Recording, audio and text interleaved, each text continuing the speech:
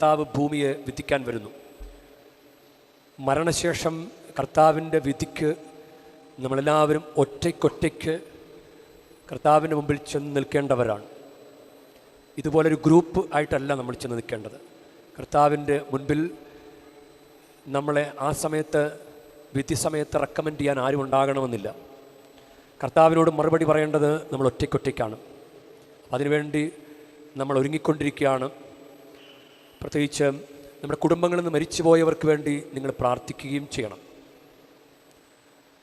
ഈ നാളുകളിൽ നിങ്ങളവരെ സ്വപ്നം കാണുകയോ അവരെക്കുറിച്ച് ചില കാര്യങ്ങൾ ഓർക്കുകയോ ചെയ്താൽ അതൊരു സൂചനയാണ് അവർക്ക് വേണ്ടി പ്രാർത്ഥിക്കണമെന്നുള്ളത്. അവർക്ക് വേണ്ടി പ്രാർത്ഥിക്കുക. കാരണം മരണം വരെ നമുക്ക് ഈ ആത്മീയ സമരത്തിൽ ഏർപ്പെടാൻ പറ്റും.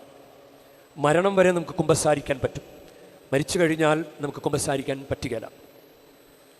അപ്പോൾ പാപാവസ്ഥയിൽ മരണപ്പെട്ടാൽ നമ്മുടെ ആത്മാവിൻ്റെ അവസ്ഥ വളരെ ഗുരുതരമാകും.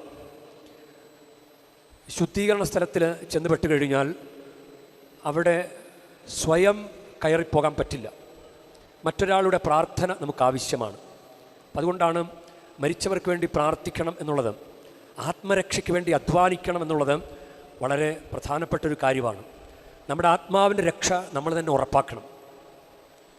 നമുക്ക് വേണ്ടി ആരെങ്കിലും പ്രാർത്ഥിക്കാനുണ്ടാകുമെന്ന് വിചാരിച്ച് ഈ ഭൂമിയിലെ ജീവിതത്തിനിടയിൽ ആത്മീയ കാര്യങ്ങളെ ശ്രദ്ധിക്കാതെ പോയാൽ അത് വലിയ അബദ്ധമാകും.